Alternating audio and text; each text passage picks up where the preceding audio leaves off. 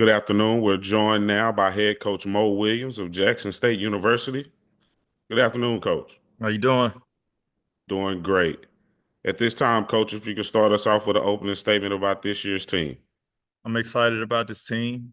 We have a lot of guys coming back from last year. Also, a few guys coming back from injury, but we added a couple pieces in Shannon Grant from Florida A&M, Warren Rayner coming in from UTSA. So we're excited about our group. Thank you so much. At this time, we're going to open the floor for questions from our media participants. First up, we have Charles Hallman. Good morning, Coach. Charles, how you doing? Doing fine. Charles Hallman from Minnesota Spokes Recorder. I believe that on your schedule you have Houston as a non-conference opponent, and that also means you are coaching against a black head coach who is not a HBCU. How important that is to have two black coaches on the sideline where young people can see two coaches compete against each other, coaching their teams that usually don't see very often outside of HBCU. Oh, it's great. I enjoy our relationship. For one, he's my mentor in the game of coaching. We talk often. I fly down to Houston on our off days and sit in with practice, sit in his meetings.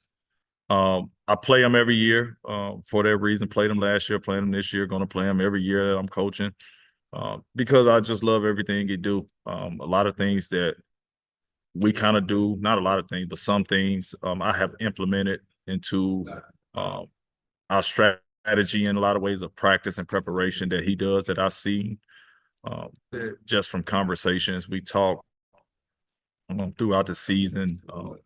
He'll watch a game of ours or I'll watch a game of theirs, and we always texting back and forth. He giving me insight about a certain thing. So, just to answer your question, I think yes, just us both being African Americans coaching against each other, but the caveat that you're missing out on just a guy like Kevin Sampson at his stature, just taking a liking into myself and mentoring me. Next up, we have Doc Holliday. Doc Holliday with HBCU Overdrive. How you doing today, Coach? What's going on, Doc? I'm doing good, doing good. You have the ability to go around, since you've been from Jackson, to go around to recruit the city of Jackson and bring that talent back to Jackson and keep it in the sides of the city. Your first one that you made, was the big splash was with Deshaun Ruffin. Let us know how you feel about this team coming up, and what do you expect from the players that you brought in to the team? Absolutely. Well, obviously, Deshaun missed the whole year last year because of injury, so we're very excited about his return. He just started practicing about a month ago.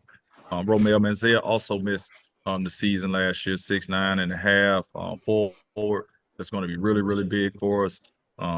We brought in Shannon Grant, which is a transfer from Florida A&M, about 6'10", 6'11", big body, finished around the rim, was first team all SWAC preseason this year. And then Warren Rayner from UTSA. I coached him, brought him to Alabama State as a freshman. He transferred. It was at UTSA. And in my opinion, he's the best shooter in America. And so with those four guys, those are four main core guys. But overall, we got, I'm not joking, 11 to 12 players that can actually help us win games. But I've never met a coach. I've never seen a good team in America that plays 12 guys. So we got to be able to understand on how to accept roles. We got to understand on how to stay ready and how to be a great teammate. I think if we succeed at those three things, as far as our depth, I think it wouldn't be a detriment to us. Follow-up question. Ken Evans Jr. and Jordan O'Neal, tell me what they meant to you as former players in your program. I love those guys. I love all my kids, obviously, but I love them even more when they leave because I'm not going to be able to see them on a daily basis. I just kind of follow them and talk to them periodically. But Ken Evans, start with him, player of the year in our league. He's a FAU. I'm extremely proud of his achievements. He deserves everything he gets. And that's one thing about me. I understand where we are. I understand there's better opportunities for certain people in certain situations. I'm not a guy that's going to hold them back. So I was all for him leaving and going to FAU. Jordan O'Neal was a senior and he graduated and he had a tremendous year. And he's heading overseas. So we're excited about those guys going into the next life, and hopefully we prepare them well for it. I appreciate your time, Coach. Thank you. Next up, we have Garrett Busby. Hey, Coach. Speaking of the depth that you were just talking on there, some of those guys obviously are from local high schools in the Jackson area, and you had a real emphasis in recruiting those guys and getting those guys to come to Jackson State. Just talk about how you see them, the young guys specifically, impacting the team, and I guess your strategy behind getting those high school recruits as well as the recruits from the portal. Absolutely. That's a excellent question, Garrett. It's big for me to recruit the state of Mississippi, right? Not just Jackson, but the state of Mississippi as a whole. And in the last 2 years, along with last year and this year, we've gotten some really good high school players from Mississippi. And if you look at the top players in our state, we're getting the second, third best ranked player in our state at Jackson State, where typically that doesn't happen. You know, you have Mississippi State, Ole Miss, Southern Miss, along with Alcorn and Valley, for Division I in our state, and Jackson State in the last 2 years has gotten the top players.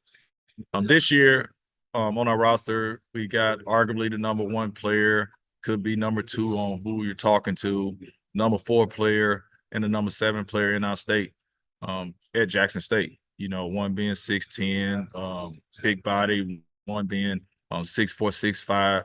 Feel like once he gets some weight on him, he's going to be a tremendous player, high IQ, can really shoot the ball. And then I think the special one is Dorian McMillan, 6'3", athletic, just a dog. I can see him helping us this year. I can see Ebo, as far as our 6'10" freshman, helping us, and even Spank. All freshmen could have an opportunity. Now, like I said, I got 12 guys that can actually help us win.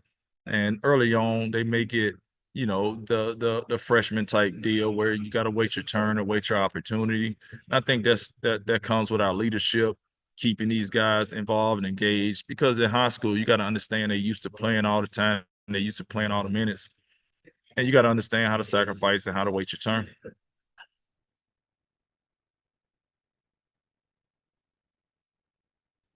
Thanks, Coach. I also had a follow-up question. I guess just regarding the injury recoveries of Manziel and Ruffin, do you expect them to be back before the start of the season? Oh, absolutely. They're practicing right now. Romel was actually, healthy toward the end of the season, but we had like maybe 7 games left. So it wasn't worth wasting the rest of the year for 7 games. Even though selfishly I could have used him in the tournament against Texas Southern, but unfortunately that wouldn't have worked well for him. So we felt like he needed a whole year. He deserved that. And we was able to build a really good team this year with him coming back. Doc Holliday. Doc Holliday, HBC Overdrive.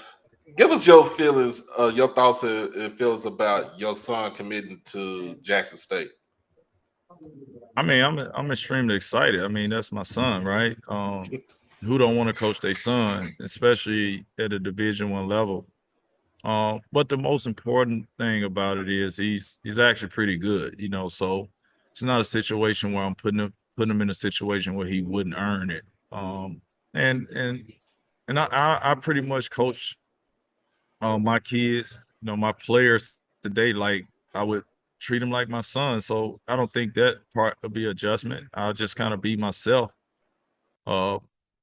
So I don't know if the only thing I'm worried about is him calling me dad or coach in practice. Go ahead. No, that sounds like a LeBron James reference to his son. Yeah, that's why I brought that up.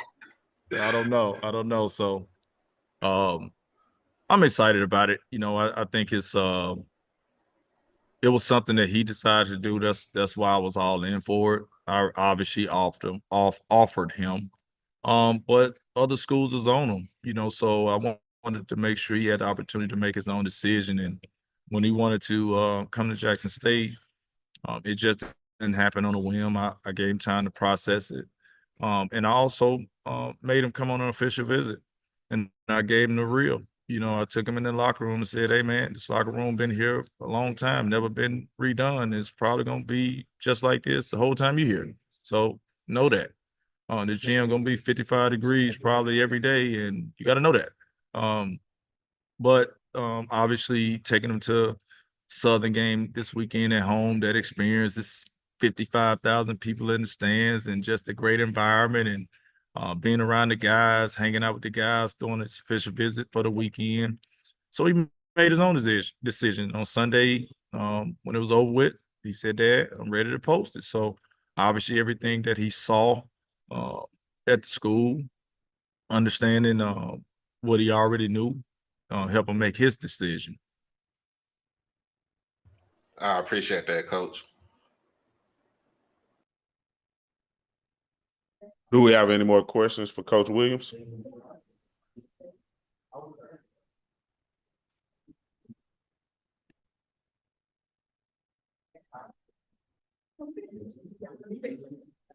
Again, Coach, we'd like to thank you for joining us this afternoon, and we look forward to speaking with you again in the future. I appreciate you guys. Y'all have a good day.